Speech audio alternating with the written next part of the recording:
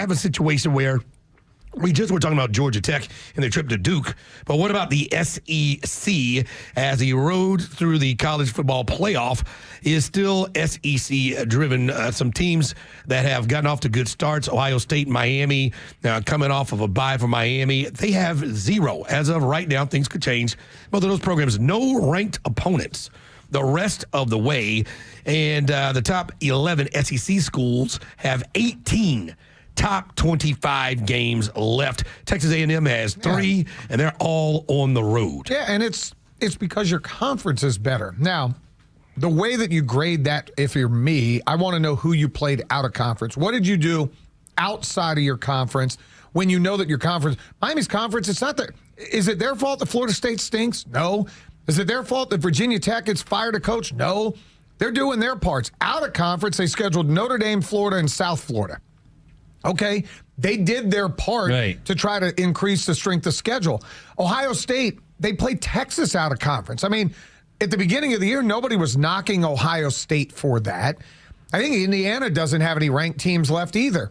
Part of that is Penn State fell by the wayside, or they would have had another top 10 opponent out there. So the SEC is always going to have stronger schedules because of their conference schedule. Oops, excuse me.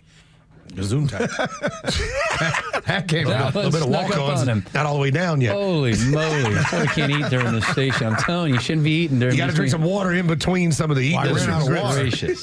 Unbelievable. Now, the point being, as I go back before I was rudely interrupted by myself, the SEC is going to have a better in-season conference schedule because you have teams that are ranked. Now, some folks will say some of those rankings are inflated.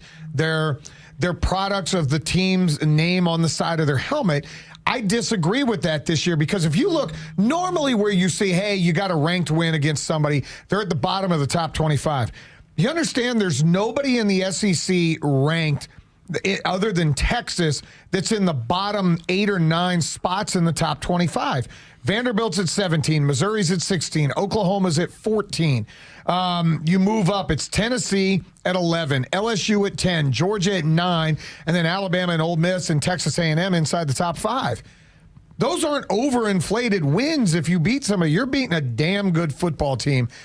And unfortunately for somebody like Texas A&M, guess what? You got off easy in the early part of the SEC schedule because you played Auburn and Mississippi State and Florida and Arkansas.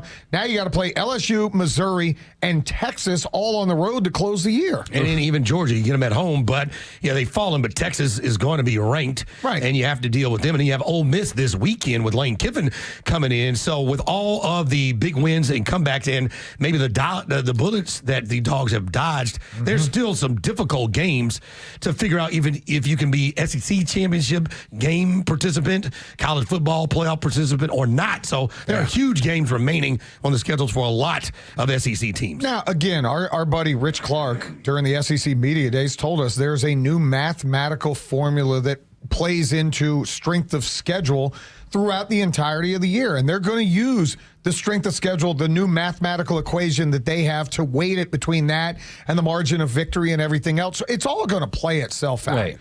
Look, you go 10-2 in the SEC, you're probably going to make the playoffs. It's as simple as that. You go 10-2 in the ACC, you may not make the playoffs. I lived it last year. Miami was 10-2. They lost 2 games to unranked teams. Guess what? They were out. That's who you lose to. Now, like Notre Dame could be 10-2, and they've lost to top-ranked teams, and they probably sneak in. I think it's based off of that new statistic too. There's a chance that they can get in based off of who they lose to and what kind of loss it was. Now, I ask you, Finn, we've gone back and forth with this. Do you count the ranked wins when they were ranked or where they end up ranked at the end of the year? I do it at least. It's got to be like a line of demarcation. I don't know if it's like week 8 or 9 because you could lose a couple tough ones late in the season and maybe should have been ranked but weren't because you lost to number 9 and number 7. So I lean more towards the end of the season. Okay. So like Georgia Tech, you beat Clemson. Well, you beat Clemson this year as a ranked team. Right. They're probably not going to be ranked when the year comes. So maybe they will. Yeah. If they rattle off 8 in a row. But do you count that as a ranked win? Because at the time, it's a huge win. Part of the reason teams aren't ranked or have bad seasons because you beat them. So, yeah, you do count that. No, so you I don't can't count that. I can't look at what you ended up. I was a part. You have to. You can't look at Georgia Tech. The early games, that's what I said, is there a week 6 or 7 or 8 where you go, all right, if they are ranked by that time, then I'll give you the nod. But not week 1, not week 2. That was week 3. Not week 3, not week 4. Aidenberg misses LeBron. that field goal, then what? It changes everything. It changes everything. Well, Clemson's 4-2, and maybe they're ranked, maybe they're not. But Georgia Tech wouldn't be ranked. Right, that's my point. So that's a huge game. Yeah, sorry. They're having a bad season. Georgia Florida Tech State last year, when Georgia Tech They beat them number week 10. 1. What? They were 10th in the country when they beat them. Well, you said you didn't count week 1, so I'll No, go I'm ahead trying with to you get on that. Where is that line? With that analogy. Right, where's the line? I think 3 weeks in, Oh a my ranked God. team comes into your house and you beat them. Okay. Yeah, that means something. And they're Clemson. Yeah, that means something. Now you're Boy, talking if- about if I'm the Penn college State who football played- playoff, Yeah. if I'm the college football playoff, I look in week 12, where are you ranked? All right. I don't care that you were ranked in week 3, because what I know by week 12 is you may not have been a good football team. Nah, you can't do that because the teams on the outside looking in are to be talking about who they beat week 3, who might have been ranked, so it all matters. Look, Florida at one point was ranked That's the whole 13th. question. Florida at one point was ranked 13th. I don't take that as a ranked win. Right. They're 2-4. Right. The hell do I care that they were ranked 1 week? Yeah, but they went on a run last year and they ended up with a better part. You have to wait to see how it plays out, obviously.